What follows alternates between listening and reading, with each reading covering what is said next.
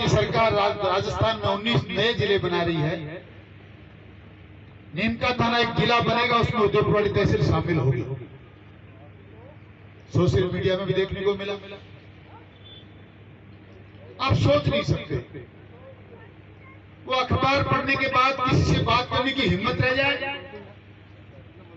ये आदमी अपने कदमों पर चल पाए, ऐसी हालत मेरी नहीं रही। क्या होगा? सरकार हमारे बस में नहीं, हालात हमारे अनुकूल नहीं। कुछ मित्रों से, कब साथियों से चर्चा की, सबने मिलकर कहा राजस्थान की सरकार में उदयपुरवाड़ी का मंत्री बैठा है और उसके बाद भी अगर उदयपुरवाड़ी तहसील नीमका थाना में मिलती है तो इससे बुरी बात कोई हो नहीं सकती। उस पाखंडी ने जब किसी लोगों ने चर्चा की तो कहा उदयपुरवाड़ी जिला बनने जा रहा, बावड़े हो रहे हो, मैं वहां का मंत्री हूं, दुनिया की कोई ताकत उदयपुरवाड़ी को नीमका थाना में मिला नहीं सकती। लोगों ने मुझे कहा उस बहुरूपी ने हमें यह आश्वासन दिया है। मैंने कहा जो अपने परिवार का सगा नहीं वो उदयपुरवाड़ी के साथ न्याय करेगा, आपने सोच कैसे लिया? मात्र उस दिन तो हमने सुन ली इस बात को। सुबह पहले गुड़ा पहुंचा, बाजार में चर्चा की, एक साथ बाजार के लोगों ने बाजार बंद किया, जनता से आह्वान किया, हजारों की संख्या में। हो सकता है जो राजनीतिक रोटियां सेकते हो या जिनका बहुत जल्दी एमएलए बनने का एक विचार हो वो नहीं आए, पर हम सब लोग जिनको झुंझुनू जिले में रहना था वो सबके सब आए।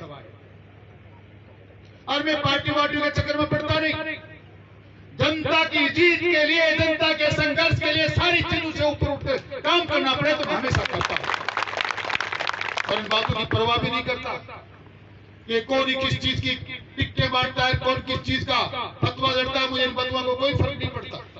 मैं जनता का आदमी हूं, आपका भाई हूं, आपका बेटा हूं। देवी और सज्जनों, आपकी भावनाओं के अनुसार काम करता हूं, उसके लिए भले ही मुझे कुछ भी करना पड़े। मनुष्य ने भी कहा था जान चली जाए परवाह नहीं, पर उस बुढ़ागोड़ जी तहसील झुंझुनू जिले में रहनी चाहिए, ये मेरी मनसा थी, आपकी भावना थी, मैंने काम करने का काम किया। और सब बातों के बाद बार बार कहा गया क्या जानता सुरेश मोदी, मैं वो एमएलए, मैं मंत्री हूं।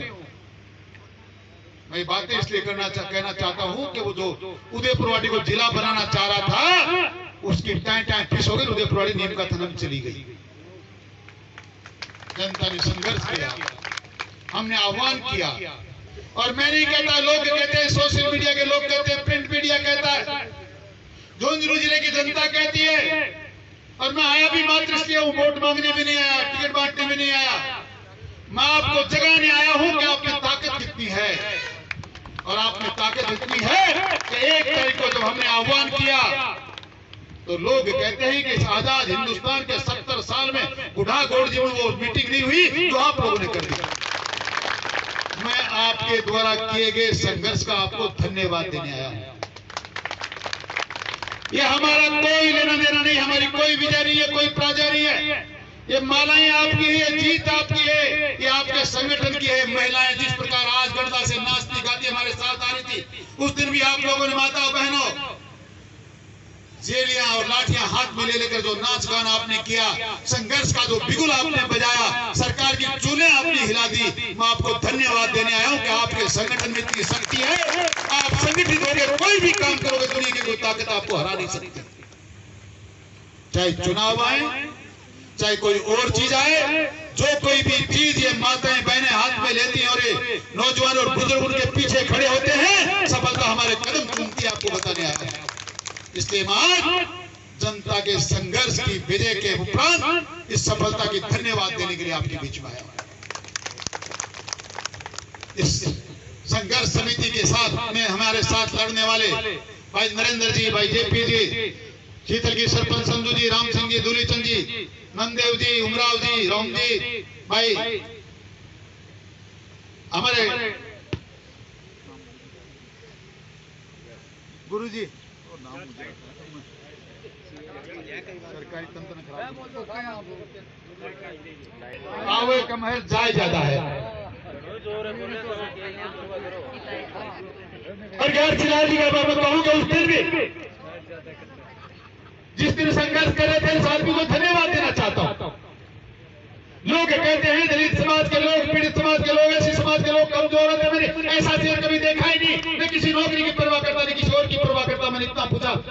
लिए है ना, और विधिवत छुट्टी लेकर आता है हमारी मीटिंग में, माता दुनिया की कोई ताकत इनका कुछ बिगाड़ नहीं सकती। हमारे साथ भाई बसंत जिला परिषद सदस्य भाई आलोटिया जी हैं, हमारे पास हैं सब अपने हमारे जिला परिषद के सदस्य सतपाल मावलिया जी हैं, भाई सरपंच कुड़ी जी हैं, भाई विनोद जी जिला परिषद सदस्य हैं, भाई धमकी जी सूरा है, भाई अजय सिंह जी मार्ग है, भाई संदीप जी है, सम्मानित मंच, ये सम्मानित मंच और मंच के समस्त विराजमान आदरणीय योग मेरे बुजुर्गों, नौजवान साथियों, माताओं, बहनों, बच्चों और मीडिया के बंधुओं, मैं मात्र आपको आगाह करने आया था कि आपके संघर्ष के सामने दुनिया की कोई ताकत टिकती नहीं। ये देश मात्र 70 साल आजाद रहा है, हजारों साल हमारे पुरखों ने गुलामी सही है, कभी मुगल आए, कभी मुसलमान आए, कभी फिरंगी आए, कभी तुर्की आए। इन 70 साल के आजाद हिंदुस्तान में भी आपको जगाने आया हूं, आज भी ये आजादी अधूरी है। जब तक महिलाओं की सुरक्षा नहीं होती, जब तक किसान का सम्मान नहीं बढ़ता, जब तक सरकारें किसान के अनुसार काम नहीं करती, आजादी अभी अधूरी है। पंडित अटल बिहारी वाजपेयी जो देश के प्रधानमंत्री थे, उन्होंने कहा किस बात का जश्न मनाऊं? 31 में 15 अगस्त आ रही है जिस दिन देश आजाद हुआ था, वो कहते थे किस बात का जश्न मनाऊं मैं, अब लाऊं की असमत लूटी जा रही है, आजादी अभी अधूरी है। इसलिए आपको कहना चाहता हूं, ये आजादी आज भी अधूरी है। ये बहुरूपीय, ये भानुमति के कुनबे वाले लोग जो कांग्रेस का नाम लेकर कोई सपा आता है, तो कोई बसपा से आता है, कोई फिरंगी आता है, कोई निर्दलीय आता है और जनता को लूटते हैं, और आपको कहते हैं कि मैं नारी का सम्मान कर रहा हूं। तो आपको बताने आया हूं नारी का सम्मान कैसे हो रहा है।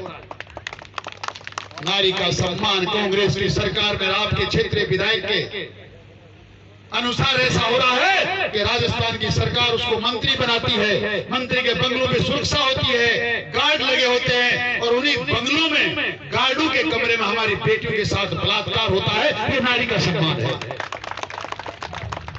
ये नारी का सम्मान है कि आपकी बहन बेटियों के लिए कहा जाता है कि अगर हमको न्याय नहीं मिलता तो मैं इनकी बहन बेटियों को उठा लूंगा। ये आपका सम्मान है। मैं नहीं कह रहा, अखबार कह रहा है, मीडिया कह रही है, सरकार के आंकड़े कह रहे हैं कि राजेश बुढ़ाने साहब बोला, मनसा माता के मंदिर में ये नारी का सम्मान शर्मसार हुआ। वाल्मीकि समाज की बेटी के साथ बलात्कार हुआ, वो गर्भ से ठहरी और आज उसके बच्चा। मैं कहना चाहता हूं चैलेंज के साथ, वो जो अपने आप को विधायक और मंत्री कहता आया मेरे सामने और उसका डीएनए टेस्ट कराओ, बच्चा है किसका? ये नारी का सम्मान है। माताओं, बहनों, इसी प्रकार का सम्मान अगर हुआ तो हमारे लिए तो मर जाने की बात है। हमें बड़ा दुख होता है, दर्द होता है कि हम आपकी कोख से पैदा हुए क्यों? हम आपकी अस्मिता नहीं बचा सकते, आपका मान सम्मान नहीं बचा सकते, नारी का सम्मान नहीं कर सकते, तो हमें जीने का कोई अधिकार नहीं। और इस पुरुष समाज से कहना चाहता हूं, बुजुर्ग और नौजवान दोस्तों, सोचने का वक्त आया है। मैं तो मात्र आपको जगाने आया हूं। मात्र 3 महीने बाद आपको एक फैसला करना है कि नारी का सम्मान होना चाहिए कि नहीं होना चाहिए। काटली नदी का सीना छलनी होना चाहिए कि नहीं होना चाहिए। उदयपुर वाटी की संपदा, खनिज संपदा की लूट खसोट होनी चाहिए कि नहीं होनी चाहिए। करोड़ों रुपए की आयरन ओर की तस्करी होनी चाहिए कि नहीं होनी चाहिए। इंसानों की हत्याएं, मदन लाल मरकज की हत्या हुई, बाबूलाल सैनी की हत्या हुई, महावीर झाझड़िया की हत्या हुई, अनगिनत लोगों के हाथ पैर तोड़े गए, और 4 साल में उसके बाद भी ऊंट गाड़े पे बैठ के आपके गांव में कोई नारी का सम्मान करने की बात करे और आप चुपचाप सहन कर ले। मैं बर्दाश्त नहीं कर सकता। आप क्यों कर रहे हैं? मैं मात्र आपके बीच में भाषण देके और लंबी बातें करने नहीं आया। मैं मात्र इतना कहने आया, उन्हें तलवार चलाने की जरूरत है, न पर्चे चलाने की जरूरत है, न लाठियां चलाने की जरूरत है। प्रजातंत्र में आपको अधिकार दिया सरकारों ने, सरकार आपने, और अधिकार यह है कि जब बूथ पर जाते हो, आपका अपना बेटा भाई जो आपका सम्मान बचा सकता है, जो उदयपुरवाटी का स्वाभिमान बचा सकता है, उस दिन मात्र एक बटन दबा देना, दुनिया की कोई ताकत नारी का सम्मान होने से रोक नहीं सकती। नारी का सम्मान होगा। बेरोजगार नौजवानों को जिनको धोखा दिया गया कांग्रेस की सरकार को 4.5 साल पहले राजस्थान की राजधानी में कहा गया बेरोजगारों को 3,500 रोजगार भत्ता दूंगा। हाथ उठाओ नौजवानों, कितने लोगों को 3,500 रुपए रोजगार मिलता है, भत्ता मिलता है। राजस्थान की राजधानी में कहा गया 1, 2, 3, 4, 10 दिन के अंदर राजस्थान के किसान का कर्जा माफ हो जाएगा। वो किसान भी हाथ उठाओ जिनका कर्जा बिजली का बिल माफ करेंगे, बिजली का बिल बढ़ाएंगे नहीं, माताओं का सम्मान करेंगे, हम सुविधा चिरंजीवी योजना से उनका इलाज करेंगे। कुछ भी हुआ नहीं। सरकार जाने वाली है, भानुमति का कुनबा टूटने वाला है। अब कह रहे हैं फूल सरचार्ज बंद करेंगे। अब आपको माइक्रोफोन भी देंगे, आपको लैपटॉप भी देंगे, आपको मोबाइल फोन भी देंगे, क्योंकि उनको पता है राजस्थान का किसान बड़ा भोला है, राजस्थान की माताएं बहनें बड़ी भोली है। इनको कोई कह देगा देखो पिछली बार लोन माफ किया था, आपकी बार आपको फोन दे दिया, आप इनको वोट दे दो। तो आपसे कहना चाहता हूं, हमारी वसुंधरा राजे जी की सरकार ने, भारतीय जनता पार्टी की सरकार ने आपका लोन माफ किया, आपका टोल माफ किया, आपके बिजली के बिल माफ किए, भामाशाह योजना से आपका इलाज करवाया, बच्चों को पढ़ने की शिक्षा फ्री दी। क्या हमने नहीं किया? उसके उपरांत भी आपने उस सरकार को नकार दिया। आपको सावचेत करने आया हूं, दोबारा गलती कर मत बैठना। मैं उस पार्टी का सिपाही हूं जिसने वादा किया था आपसे, हम कुंभा लिप का पानी पिलाएंगे। पुनः एक बार वादा करता हूं, आपने जो धोखा किया 5 साल में, आपने अपने पैरों पे कुल्हाड़ी मार ली। अब भी आने वाले समय में अगर आपने भारतीय जनता पार्टी की सरकार बनाई, आपके नुमाइंदों को आपने चुनकर अगर भेजा, आपके समाज का, आपके भाई, आपका बेटा, आपका बच्चा, किसान का कोई बेटा चुनकर जाएगा, तो सुखगढ़ चौधरी आपको विश्वास दिलाने आया है। सबसे पहले गढ़ला मैनपुरा ग्राम पंचायत में यमुना का पानी लाकर आपको घर घर में नल के द्वारा पानी पिलाएंगे।